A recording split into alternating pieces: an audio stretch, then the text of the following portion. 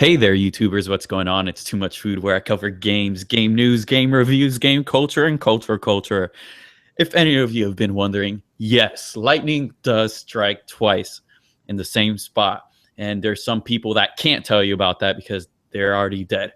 But I managed to live through that. I had Adam Koralik yesterday. Today, I just happen to have the Red Dragon with me. What's going on? Hey, what's up? I'm glad I could finally come and join you. Me too. I sure am. If anybody's wondering, yes, that's the Red Dragon. You can hear him. His voice is very distinct. It's very you could just hear it. It's him. Hey, He, y'all. he has a picture of his dog. Don't hate on it because his dog looks pretty damn cool as a headset and a remote, and he looks high as hell. But that's besides the point. So I wanted to bring the Red Dragon onto my show to talk about gaming, of course, but also to have people get to know him a little bit better. Believe it or not, I have some subscribers that have never even heard of him. Where they've lived, where they have been, where do they live? I do not know, but under a rock possibly. So I just wanted to point out, yes, Red Dragon does have a YouTube channel. Can you tell me a little bit about your YouTube channel? Right now, I usually just mainly focus on news as of late. It's, ever since I started this, because I've been doing it a few years, it's kind of made a transition. And, depending on what I'm in the mood to do or what I'm in the mood to talk about, is really what I just go with. And so sometimes I've done tutorials in the past. Sometimes I've done like conspiracy videos. I've got a conspiracy series that I do off that has nothing to do with gaming. But as far as gaming is concerned, I would say 95% of my content is gaming news. Okay. So the whole conspiracy thing that you got going on, how does that work? I was just, I don't even really know how exactly I got into it. I was just reading some things, and you read certain things on the web and you can't believe everything you read on the internet, right? And so I Yeah. started investigating and like looking into stuff and trying to see if any of this stuff was true. And I'm like, oh my God, that's true right there. And most people just one off it as being loony or nutty or whatever else. And I've talked about a lot of crazy stuff because there are a lot of wild things that happen. Yeah, I've done series where the government has given African Americans syphilis and not told them that they had it, not given them a cure once they knew that there was a cure available. I mean, and just let these people die. There's been all kinds of stories where the CIA has infiltrated like pretty much every media outlet there is in the country. During the 50s, they had agents in pretty much every print and TV and radio. And it's just like, that's wild. You don't expect that sort of thing to happen in the US. And it's like, none of these are conspiracy theorists or theories. They're all facts that, even the government admits that, yeah, we had these programs at one time. And I guess just up in one day, they just all turned in their resumes and left. So anyway, I just find that, something that I guess is just kind of out there that's interesting to me. I just enjoy the topics. So you do that. That's pretty much something that got you going as well. And how'd you transition from something like that into gaming? Well, I mean, I actually started the channel on gaming. It's just that I've been trying to, do more of the things that I enjoy doing because there are a lot of things outside of gaming that I like talking about, like discussing. How dare you be your own person? Yeah, no, I like controversial subjects, and I like bringing up debate, and I like talking about things that get other people talking and get other people thinking. And so that's kind of like where that just started. I mean, I haven't done half the things that I would like to do that I keep on saying I've been going to do for years, but I just haven't. But for the most part, I stick with gaming. I'm glad. I think we all are glad. I mean, we all share the same hobby. If someone here that is watching the stream isn't a gamer, I'm sorry to say that you're lost. So what is it that really made you a gamer? Like, can you give me the moment that you knew you're a gamer? Like, for example, for me, um, when I was younger, I'm talking like 3, 4 years old, 5 years old, and yes, I do vividly remember those ages. I was always just wanting to have fun, and a kid at that time, of course, without phones and tablets, because I'm 27 and I was a normal kid. I played with toys and ran outside. It doesn't happen much anymore. I know, right? And I always seen other people have game consoles like the SNES, and I didn't know what it was called at the time. I just knew it played video games, and I seen it at Walmart and stuff like that. And I remember when I was like 5 at the oldest, I could say 4 to 5. And on Christmas, my mom bought me the Sega Genesis. Quite a few of my viewers know, but I got new viewers that may not know that. So she got me the Sega Genesis, and it had the console on there. It had the picture of the remote. It had a picture of Sonic and Tails, and it was Sonic 2. And I will forever remember that, because that was the day that I got that console. That's what made me a gamer. And from then, I just been tearing up every game that I can, that I enjoy, and any topic, the culture of it. Even when I was young at that time, we couldn't really afford to buy games, like own it. But my dad did his best for us to rent games, and he actually helped us rent at Blockbuster. I know 99% of my viewers probably don't know what a Blockbuster is. You go in there and you rent a VCR tape or a game cartridge. But he actually, did his best to help us rent every single Sega game that Blockbuster had to offer over time. And me and my brother played that, and that's, from there, the rest was history. Like, can you tell me how you became a gamer, how you knew that was it? Yeah, and I mean, I can definitely relate to that, because that was like Christmas anytime that my parents took me to the video store so we could rent a new game. Because I'm like you, we didn't buy many games. In fact, I'll start from the beginning and I'll get there. So as far as like starting off as a gamer, my dad, he had an Atari, and so we would play that for a while, and we would sit down and take turns playing different games. And my mom tells me that I used to play, there was a bowling alley nearby that they had an arcade game, and I think it was Centipede, and they said I would always want to play that. I don't remember that was before my memory started. But as far as like my first real console that I had, and I've even got video on it, I think I put up a couple of years from Christmas back way in the 80s, but it was I was probably 5 or 6 or something, I don't remember, but they got me a Nintendo, the NES. Oh, and wow. I know that came with Mario, and I want to say that they bought me. Did you get Rob? What's that? Was Rob included in that package? Oh, no, it was just Mario, and it was Duck Hunt.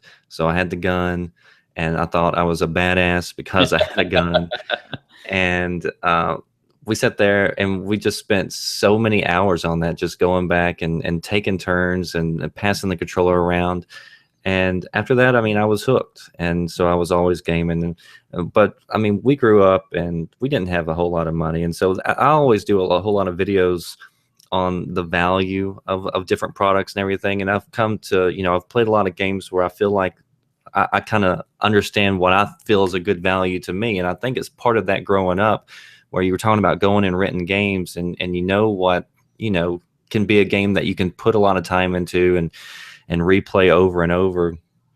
And so we would always go and rent games. I can't remember buying many games at all. But then as I grew up, I was like you. I was always outside playing during the summer. Like, I was never playing video games really whenever it was warm and nice weather outside. But I would go over to my friend's house, and they all had PlayStations. And so we would, play Gran Turismo or Resident Evil or games like that. And so just all growing up, there was always, something going around involving video games at some point. If it was raining or, it was nasty weather or cold outside, then that's whenever the video games would come up. And so that's kind of how it is now. If it's nice outside, I like to be outside and still do things and go see the real world. But, whenever I can, I still enjoy sitting down and playing some pixels. Well, let me ask you something. I guess since you're a little older than me. I'm not quite sure how old you are, but it seems like you're a little older than me. So I feel like you might relate. I want to Early see. 30s. Okay, I'm about to be 30. So um, when I got my Genesis, my by no means was my family rich, but God bless my mom, because my mom was the best mom in the world to me. She's Wonder Woman. She always managed to get me whatever I wanted somehow. But she kind of did what any mom with a budget on mine did. She waited towards the end of the life cycle of the Genesis to get me it. So I believe I got it in 94, the latest 95. And we all know in 95 the Sega Saturn was released, and the correct me if I'm wrong, didn't the PlayStation 1 as well come out in 95? I mean, I think it was somewhere around that period, but honestly, when you start talking years and dates and things like that, like my mind is blown because I can't remember what happened last week pretty much. So It's all good. And then, of course, there's an N64. So growing up, I was just playing the Genesis. I had no idea about these consoles. Were you the same way? Did you not know about those consoles, but you just kept playing the hell out of the NES? I got a Sega Genesis as well, and like I said, my friends, they had different consoles that we would play, and so I got familiar with the PlayStation. Uh, since my friends usually had different consoles, whenever it did come time for us to get something, I usually went a little bit different. I did have a lot of different like regular consoles that people had, like the regular NES. I played the Super NES, which that was one of my favorite consoles. And the Sega Genesis. I actually had a 3DO. I don't know if you're familiar with that, Oh, but I know about the 3DO. yeah. And I mean, at the time, I thought it was badass because I think it was like one of the first consoles that had a disc in it. And my dad, he was always keeping up with technology and things. So we would go to the stores and, I remember going and So you actually got a bunch of games for the 3DO, huh? Yeah, I had a quite a bit. Actually, my brother, he hooked it up. I bet it was maybe 4 or 5 months ago now, but he was getting ready to move, and he found our old 3DO, and we actually hooked it up. And I was playing Road Rash not too long ago, trying that out. And I mean, my God, the controller at the time, it didn't seem that bad, but whenever you play it now, after what we have access to, it feels absolutely horrible. And It's an abomination, man. yeah, it's not. Nothing's near as good when you go back and you play it as what it was when it seemed like whenever you're growing up playing it. I know, right? You're so appreciative at the time, Oh And- yeah, but and it was gives you- awesome at the time, I guess. But now going back, you see how far we've come. I mean, and there's a lot of things that people don't know about the 3DO. That's why, I'm so surprised that you had one, and not just that you had one, because there's people that get the 3DO, right? But they don't have games. They just collect it. Like they don't know much about it. They just bought it, they seen it, and that's it. I believe it was made by Philips, right? You at least know that. I want to say that there were. It was by Philips, yeah, Philips 3DO. Yeah, it may have been, but for some reason, I think there were a change somewhere within the life cycle about it. I may have completely dreamed that up, but for some reason, I'm thinking at some point. Panasonic, there it is. Yeah, Okay. that sounds right. I'm sorry. Well, see, it's by for those of you watching, I'm sure none of you know what the 3DO is. It's the Panasonic 3DO. It's a game console that came out during I believe we're in the 8th, there's a 7th, 6th, and I think it came out during the 5th generation of consoles. And in the 5th generation of consoles, guys, there's so many consoles. I want to say 8. And Adam calls it the graveyard generation because a lot of them just came out and died immediately. And then we all know that generation to be just the Genesis and the SNES. Right. And but the 3DO, what's surprising to me is that it failed. I don't know if you knew this. The Panasonic 3DO, it came out with so much support. EA was making a bunch of games for it.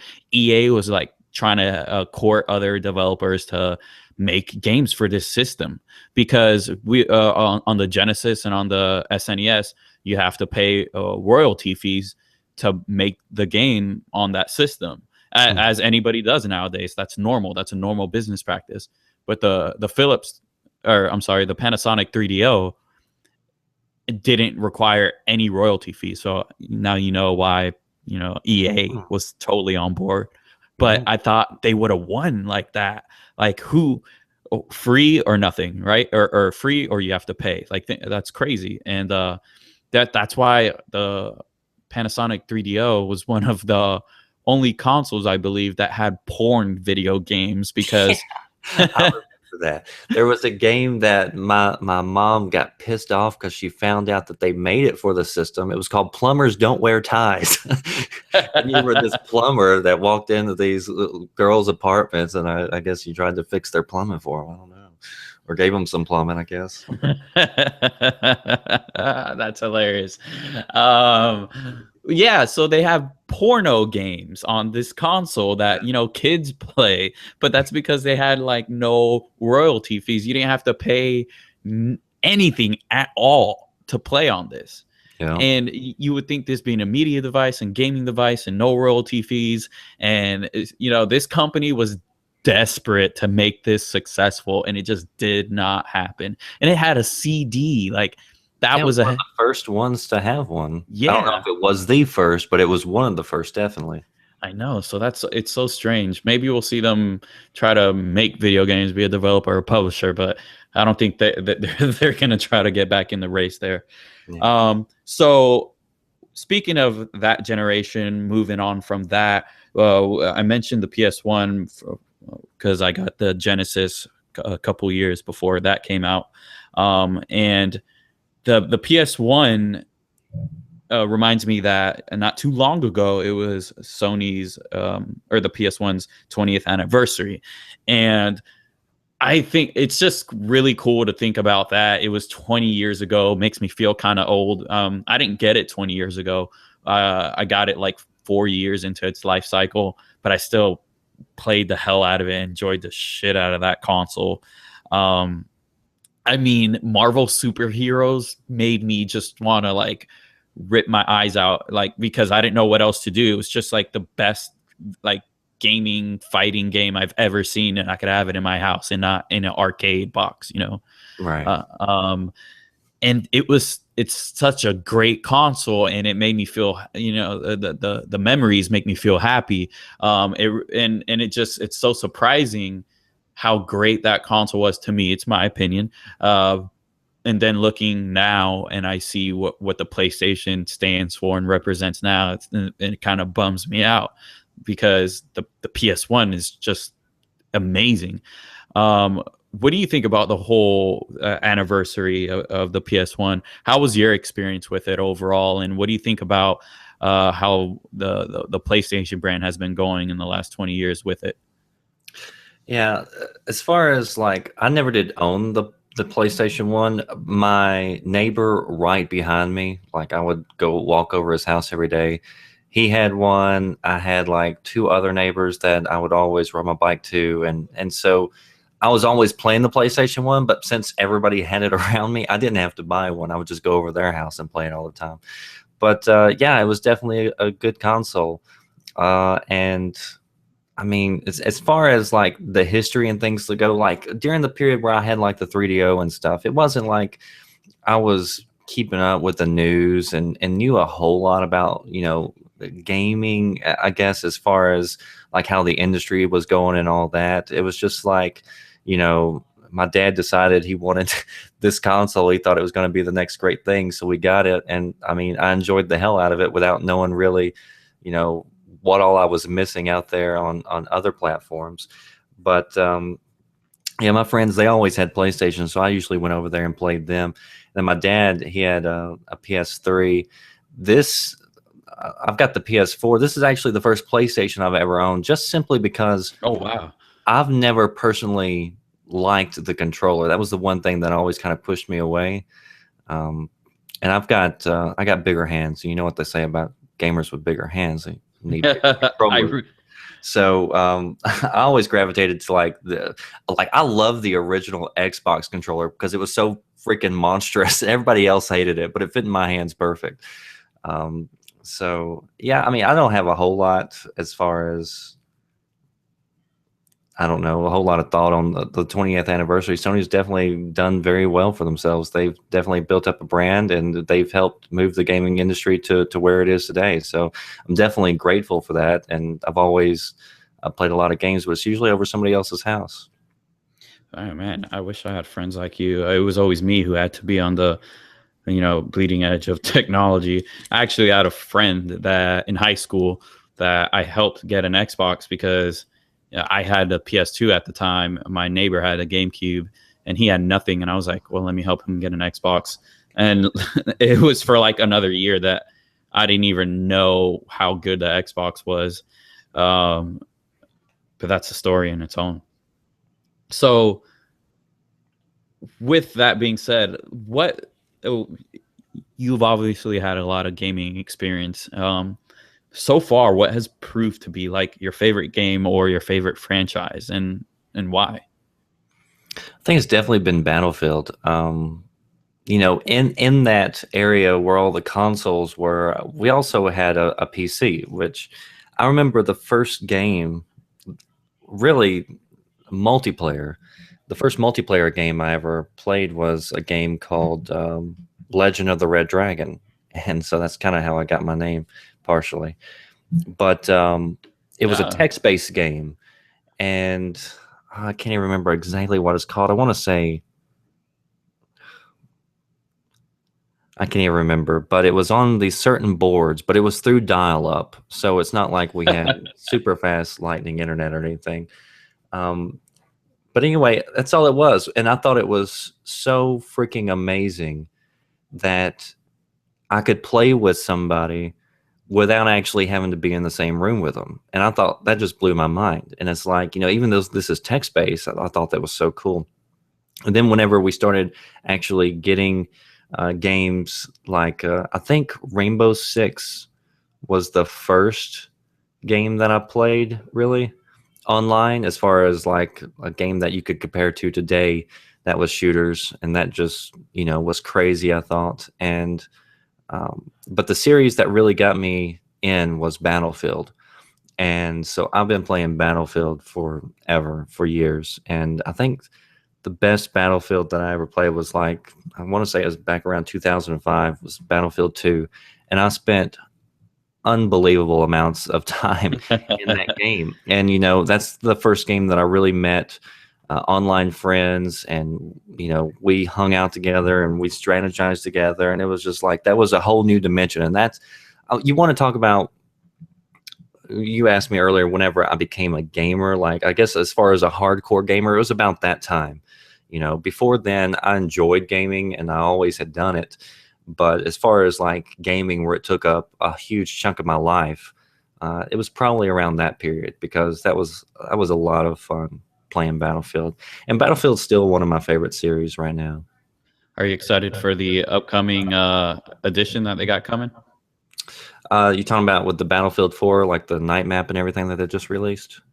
No, I thought they were working on another like install. Well, they just released some content for Battlefield 4, which honestly I haven't got to check out yet. They've got some new DLC, Robbery, coming for the latest installment that they just had coming out, Hardline. Is that okay? Was that the name of it? I can't even remember. My mind's going blank. But anyway, as far as like a brand new Battlefield, yeah, they're always working on one. I just don't know what it's going to be about. I wish they would come out with a new Bad Company, because Bad Company was also probably, aside from Battlefield 2, Bad Company 2 was probably my favorite, because we also had a lot of good times there with that game as well. I actually like that. I played that for myself for a little bit, and I enjoyed that. It's strange that they don't have any more coming at the moment, as far as we know. And I could relate to you about the whole online thing, because growing up, the first console that was like accessible to everybody with an online feature. Yes, I know the Sega Genesis had online features, and so the N64. But I mean, like, accessible to everybody out of the box was the Sega Dreamcast. And at that time, I didn't even play online either. It wasn't even a thing, a thought in my mind. To me, it was like, hey, do you want to come over my house and play with me? Like that's the only way I knew, you know. Mhm. And it had the modem in there, and it used dial up, and at the time I didn't know what that meant. I was just like, it's just it's your phone line. I thought it was like to make calls or something. Right. But then something that like drilled it into my head was the Xbox, because eventually, like I mentioned earlier, I helped my friend get one, and I didn't know too much about it until like a year later. It was because I was at my cousin's house, and I wanted to hang out with him because my mom drove us over to my aunt's house, and she was just talking to her, and I was bored as hell. I was like, where the hell is my cousin? I don't know. So I went to his room because, family's nosy like that. And he had an Xbox. I turned it on, turned on the TV. I was like, fuck his load system. I don't care about his file save. I'm going to play whatever game he has there.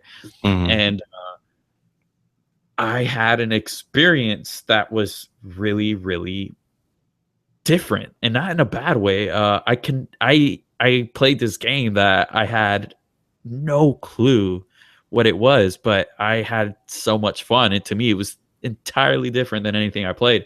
So I went home later, and I kept calling my cousin's house, trying to figure out when he'd getting home from his friend's house or whatever.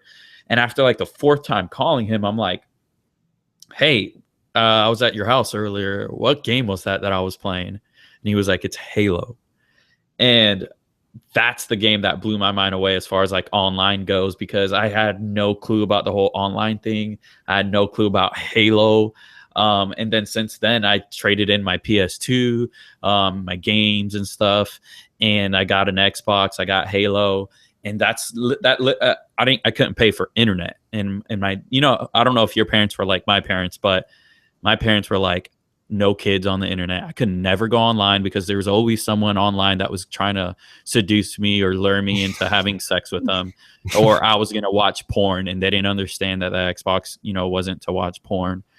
So I wasn't allowed to be online. So I was like bummed out about that, but I was part of the few. I'm sure you've heard of them, the few that carried their Xbox around and do a system link. So I feel you about getting online and it being different. I had the hard way. I had to walk like 3 miles with a, what feels like a 70-pound Xbox in my backpack, and then my brother carrying a little TV so we can system link. Yeah, you got to carry a TV and an Xbox, man. That's crazy. Oh, I mean, I guess, and you played on PC, so I guess it's not that crazy either, because you got to carry the monitor and the tower for LAN parties at least. Yeah, a lot of I was lucky where I didn't have to take any because by that time most people were. Whenever we were doing PC gaming together, most people would bring their system over my house.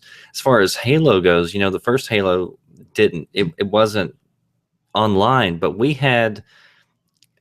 I forgot how we did it, but I know we had to download like something on the PC and work it through. So even though it wasn't officially a multiplayer game, we had figured out a way to get online and play with a few other people who were also online. Yeah. And yeah, that was just crazy to me. I like the whole concept of I can play with somebody who's hundreds or thousands of miles away.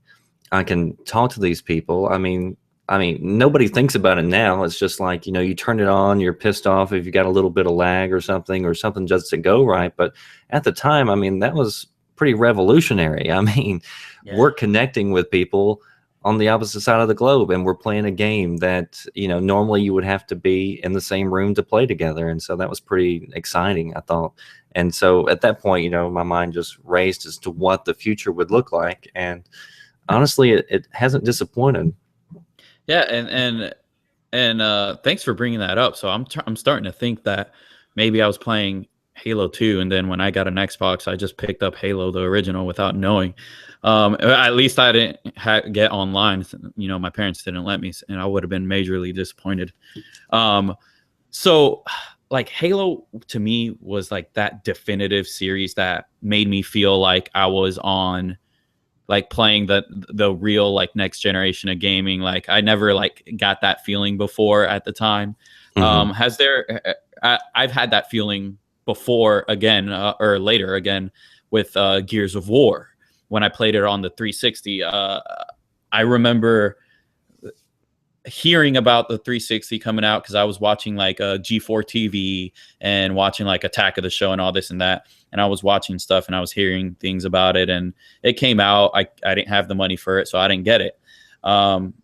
I played Gears of War at the mall at a GameStop, and it was on an HD TV, component cables and all. Mhm. And it blew me away, man. Like, I was like, this is high definition. Like, this looks so much better than my blurry as fuck TV. Like, this is next generation. I got that same feeling that Halo gave me again with Gears of War. Like, have you ever had like any games that have giving you that feeling like you're playing next generation, or you're playing some like a whole different beast on its own? Yeah, as far as like jumping from online and trying it out, I think I have to go back to Battlefield 2. I mean, to me, that was just like a oh my god moment where it's like people are flying jets and driving tanks, and people are sniping and running as a team doing this and that. And to me, that just like I said, whenever I get into one of those games where it's just like a oh my god moment, like I like live in there. Like I don't want, like I love just like spending a whole lot of time in those games. Unfortunately, I haven't felt like that in a while. I wish I could find a game that would bring that back, but honestly, it's been a long time since I found something that blew me away, that felt as revolutionary as that did at the time. Oh man, I hope you get to experience that. I mean, it's such a good feeling. I've definitely had that twice now. So, and I'm kind of hoping on having that again soon. And my favorite series above all, as everybody here may know, is Halo, and Halo 5 is coming on out, and I'm so ready for that game. It's personally my most anticipated game this year. Oh yeah, I enjoyed the hell out of the beta, so I'm definitely looking forward to that. And that's not to say that I don't play games that I don't love playing. It's just saying that it's like,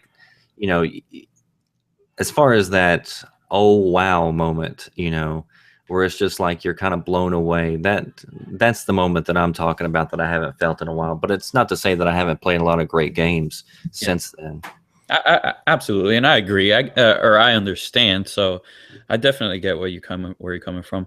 So you said that you liked the beta for Halo 5. I'm gonna say something real quick, and I'm gonna ask you a quick question. I'm sorry, Cortana on Windows 10 here thinks I was talking to her for some reason. Maybe it's because I mentioned Halo.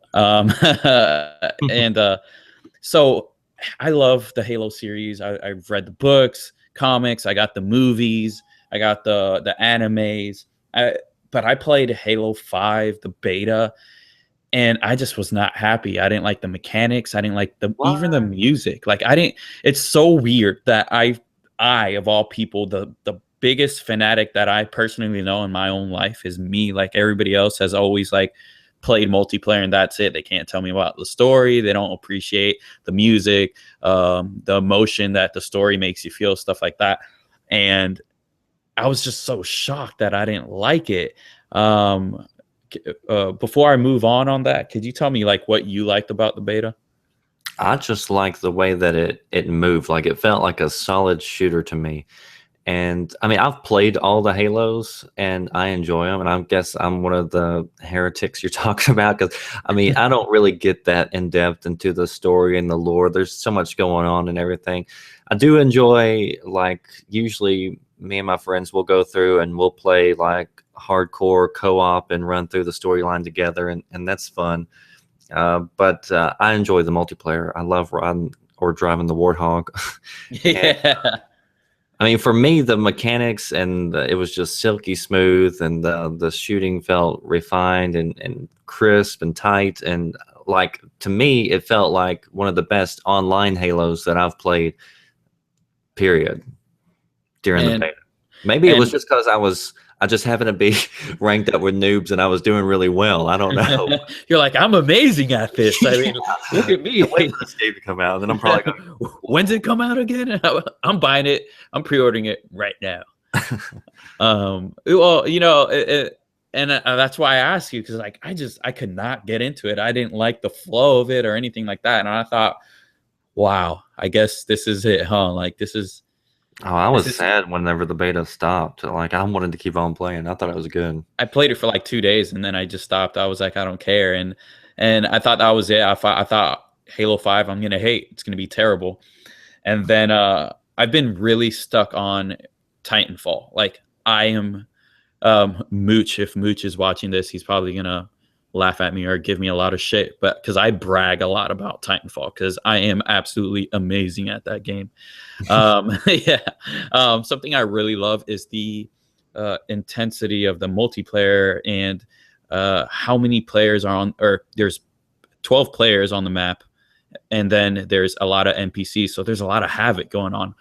And when I was watching the press conference and they had Halo 5 up there, they're talking about war games, and war games essentially has a lot going on at the same time, and it's extremely like what's the word, just a lot of havoc going on. There's anarchy everywhere, and that is when I officially just like my ears perked up and I'm like, okay, I'm listening, keep talking.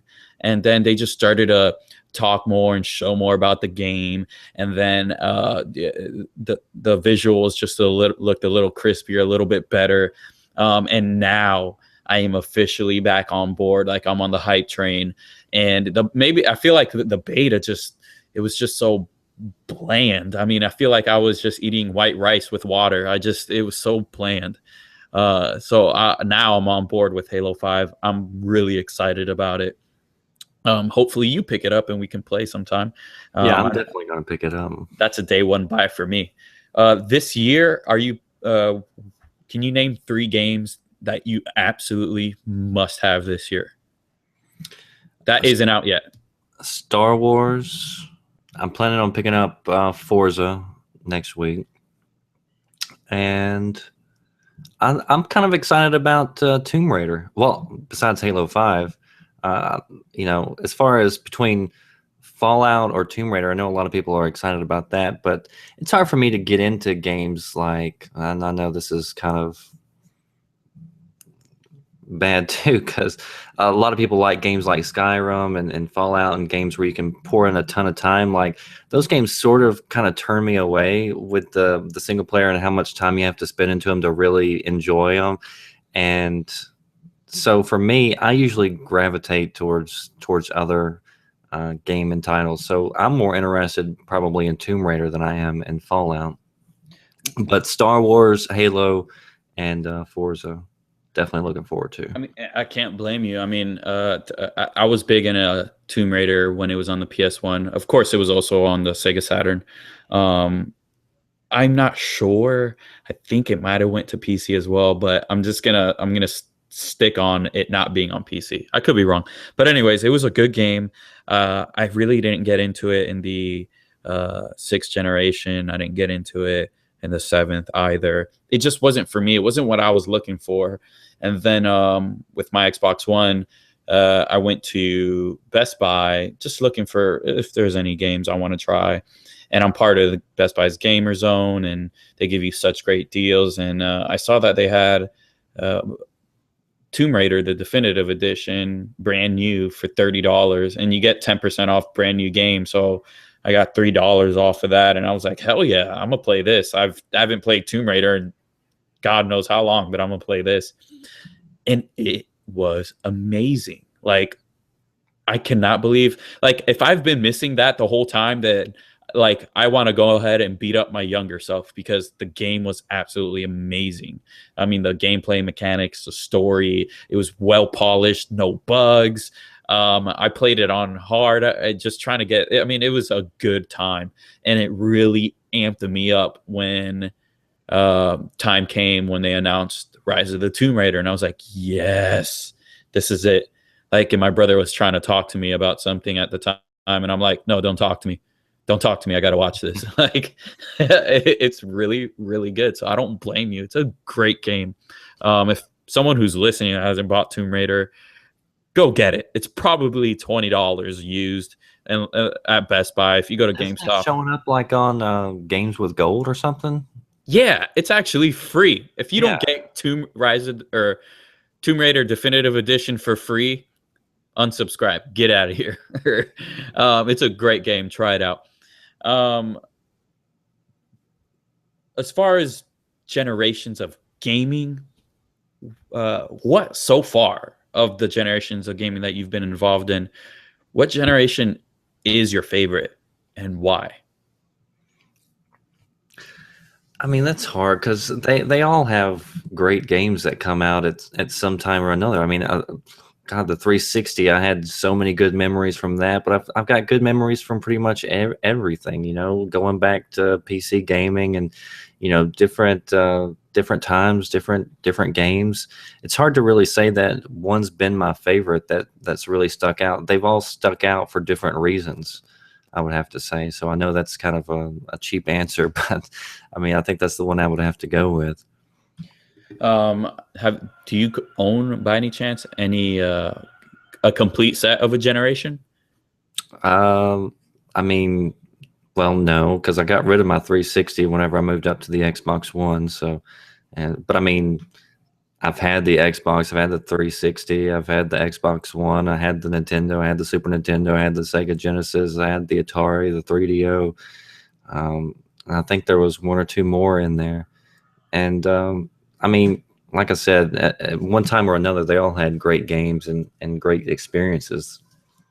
Yeah, I mean, that we're lucky, you and I, to have lived through all these generations. I mean, think about some of the kids that were born the year the 360 came out or a little earlier. I mean, that's 10 years of a console. Yeah. Go ahead.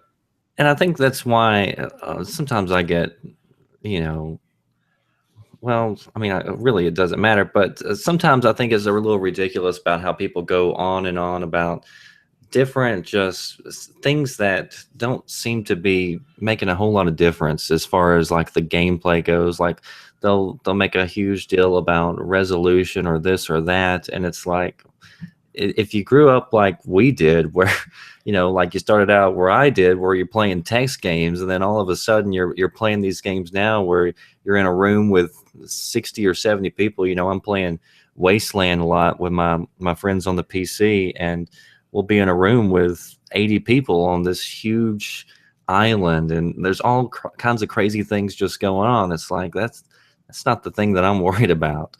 And as far as we've come, I think some people just nitpick things that are kind of ridiculous. You know, and it's funny that you say that, because just the other day I was talking to a buddy, and I remember when, and I'm sure you do, when you had your game console and you played your game, and I had a Sega Genesis, and when I have someone come over that had a Nintendo play a game, not once did they say, "Oh, fuck your Sega, get a Nintendo. Nintendo's better." Or not once did I say, you know, the Sega Genesis has blast processing. You know, Right. we just enjoyed gaming, and it's just all about the games, man. And nowadays, it's about how big your console is, and if it's skinny enough, is your piece of plastic sexy? Really. Yeah. Looks so good under my TV. I know. So we have a game console out now that people wish they can play their sales numbers on. You know, they're worrying about the wrong things. They're over here, like, I mean, it's no secret that a lot of the PS4 trolls that I have on my channel trying to tell me that they have the best console, and I'm trying to tell them, go play. You can't play sales on your console. You know, they should be worrying about playing actual games and not worry about me and what I play. It is my opinion. It is my channel. You know, same thing with your channel. I know you get trolls and people who severely disagree with you, and I keep up with your videos. And speaking of that, how do you go about handling that? Like, do you just do like me? Do you shrug it off, or do you personally? Well, I've seen a few videos where you've addressed others' comments. What do you prefer to do? Yeah, I mean, for the most part, I try to treat people how they treat me. So if they come, attacking me with a knife, in the comment section, then I'll pull out a gun, and go right back at them sometimes. Most of the time, though, yeah, I mean, if somebody brings up a valid point and they're nice and respectful about it, then that's how I'm gonna respond. But for the most part, I mean, that's just what this is. I mean, social media. You talk about people making up different points that we didn't experience back whenever you had Nintendo or Sega. People down in other people's console. That's all social media that's brought this about.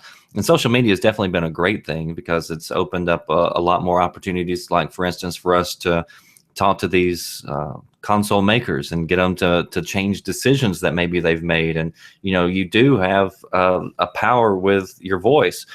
But at the same time, yeah, it's definitely, I mean, I don't get why people watch people that they can't stand, Yeah. Like, I'm not that type of person. Like, if I don't like somebody's channel, I don't like hearing their opinion, I don't like what they talk about, I just don't watch it. Like, I don't want to torture myself. But you've got some people who just, like, they show up every time just, I guess, to hit the dislike button, but you can't let it bother you. And the other thing is, you can't change your content based on, if you get some hate. If you start trying to change who you are based on feedback just to try to make everybody happy, one, you're never going to be you, and two, you're never going to make anybody happy. So you're not going to be successful at either one. And so I would just rather be me. And if you put your opinion out there or something, or you just state what's happening in the news, you're always going to have some people who are going to be upset. Some people get upset just because you title a video something. I mean, people get upset for everything. So if you're the type of person that gets upset easily, you're probably not going to make it very far doing YouTube. But it's just part of it, and you got to realize that in the end, the haters just help you because they give you views, they give comments to other people so that they get in to discussions, so people come back to the videos to keep in with that topic and what's being talked about and everything else. So really, it's all a good thing. So I don't look at it as a negative at all. And you just got to be you.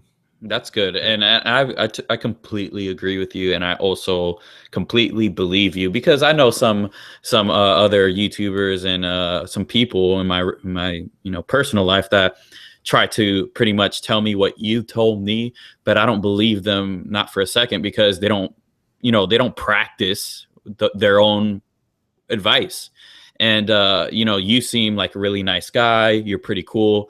Hashtag exposed. Red Dragon is a nice dude. He's not a douche. Yeah, he has a really cute dog. I've actually noticed on the Hangout, on the live feed right now, you have a Red Dragon, and it's not showing up as the dog. So nice. yeah, I know, right? So now people think I'm crazy when I call your Red Dragon a cute dog. Woof. And yeah, so like that's essentially the same thing that Crap Gamer told me, and shout out to him. He's been really helpful, and he's been a really cool dude, and he's been there every step of the way with me. And obviously it's worked for you. I mean, you have almost 100,000 subs. What are you gonna do when you hit 100,000 subs? Honestly, I don't know. Everybody's probably gonna be disappointed in my 100,000 video because I don't even know. Like, I'm weird. And it's just my personality, and because I'm very introverted, so like a lot of times I'll play like showing offline. Like I've got my group of friends that I've had for years, and I know that they're not my friends just because I do YouTube and everything else like that, and so I really bond with them, and so it's hard for me to, I don't know, kind of break out of that shell. It's something that I need to do. So. Hey, like, man, it's I have a video not... for you to watch. It's called Just Do It with Shia LaBeouf. Check it out. Yeah, I've seen a little clip. You can get motivated. But it's still not comfortable for me. Like, whenever, I know this is weird, but whenever, people, I don't know, address me, and they're like, hey, you do YouTube, that's so awesome. I still don't have the words sometimes to say. So I mean, so the fact that I've even reached anywhere close to 100,000 is just, kind of boggles my mind, because I honestly don't think I'm that great at what I do. I stutter a lot. I don't always have the right words to say, but for whatever reason, I mean, I'm thankful and I'm blessed, definitely, that people have found my content and decided to stick around and to watch it. So I'm very thankful. It's just sometimes I have a hard time getting that out there. Man, if you don't pop the champagne, I will for you. I will go to ABC and pop champagne for you. And I will figure out what the hell your email address is. And I'll send you a video of just me destroying everything in my room with champagne. You got to do something, man. Even if it's something as small as what you just said, because I mean, you're appreciative, and yeah, you're an introvert. I have one of my close friends is an introvert, but she knows how to turn on the charm when she needs to and talk to people.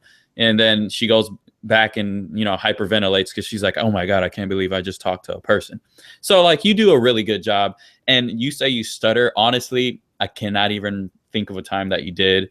Maybe it's because I stutter like hell. I've been practicing on that, by the way, and it's helping a little bit, but I won't brag about it like I do Titanfall because I stutter like hell.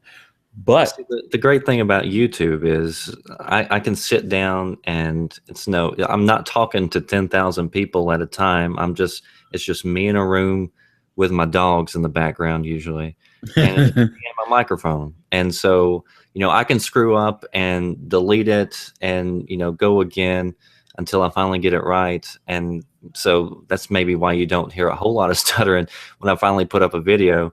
But yeah, it's strange because, I don't talk to a whole lot of people personally, but then at the same time, I've got this hobby where I get to reach thousands of people, and it's pretty incredible. I know that's crazy because it's just like you just said, you don't talk to a whole lot of people, but you talk to a whole lot of people essentially. Right. Well, something I wanted to ask you that I'm glad I just remembered now is like, where do you go from now? What's your plans for what's Red Dragon gonna be doing? What's it gonna become? What do you want to come? Where do you want Red Dragon to go? Like in the next, 3 to 5 years, where do you want it to be? I really honestly don't know. I remember whenever I was first making videos, and I thought, man, if I got 100 views, that would be awesome. And then it was like, you start getting 100 views, and it's like, if you get 1,000 views on a video, oh my God, that would be crazy. You think 1,000 people have watched your video. And now we're getting to the point where, sometimes I can, put up a video and get 10K in 24 hours. And that just blows my mind. And I've seen other YouTubers who will bitch and complain because you view bot. What's that? Do they bitch and complain because they think you view bot? Oh no, they'll complain because they'll say that their channel's dying because they may only get 20 or 30,000 views. And I'm like, oh my God, yeah. How many other people can wake up and reach 20 or 30,000 people, and you're still not happy with that? So for me, 1,000 people still, I'm very thankful for, and I think that's just unbelievable because I picture like 1,000 people in a stadium or something, and it's like, how many other opportunities do you get to reach that many people? I think it's amazing. And again, I'm very blessed and very thankful and appreciative. And I feel good getting to know you and, being able to talk to you, and because you seem like a really nice dude and you're appreciative. You're not one of those douches that's like, yeah, I have 100,000, get money, fuck bitches, all that ignorant crap. But I have like 760 subscribers, something like that. But nonetheless, I appreciate it because, in my personal life, I can't even reach 7 people. So for me to have 760 subscribers and have people talk to me, I have 24 people viewing right now and talking, and it's just bringing people together. It may be just 24 people that are together in one chat room right now, but like, I love that experience and I love this, and I'm just consistent and trying to broaden my horizon and share my passion with gaming with others, and trying to get to know the community that I've grown to love. I mean, that's why I reached out to Crap Gamer and Zaire, and through them I got to meet the Mooch. I loved watching them, and it's the way I seen it was like, why not? Like, if I talk to them and they ignore me, that's just like any other day in my personal life. Why not? Let me try to talk to them. And Crap Gamer got back to me, and since then, he's been very helpful. And I thought, let me try to get a hold of Adam Korlick from Figured Out Productions. A week later, he got back to me. I tried to get a hold of you. I think like in the same day you got back to me, and I'm like, this community is a really great community. Through all the hate that I get, that you guys get, as far as I know, the personalities, you guys are amazing, and I can only thank you guys. I mean, Adam inspired me to do my channel. Crap Gamer only reinforced it. You have only fed it. This community is great. And as you said, you feel blessed, and I'm glad you do, and you can recognize the power and that you have, and the time that people take out their day to just to hear you and your opinion and have your voice be heard. So with that being said, we're about to be close to, I believe, an hour. I'm not quite sure when we started, but I wanted to keep my promise of how long we're going to do this. So thanks for stopping by, Red Dragon. I really appreciate it. Hopefully we get to do something like this in the future, or we could have you on the Xbox Nation podcast with Crap Gamer, Mooch, and Blackie Lebowski, and whoever we have joining in. It's really been a pleasure. Is there anything you want to say?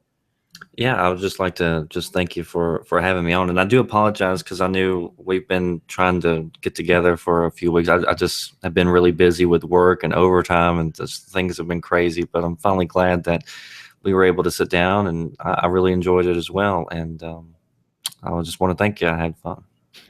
You're welcome. No, but it's really my pleasure, man. But you're very, very welcome. Everybody who's watching, whether you are here live or you are watching this during class when you're not supposed to be, or you're at work and you're not supposed to be listening to this, or you're in your car, wherever you may be watching this, thank you for stopping by. Thank you for watching this. Please, if you have any questions about this interview here, this little podcast that we had going on, please comment in the comment section below. I usually check my sections all the time. I like to reply. Maybe Red Dragon will have some free time one day when he's like eating breakfast, and he'll check out the comment section, maybe answer your questions. Who knows? So thanks again, guys. I really appreciate your support. As always, thanks for watching. Get money.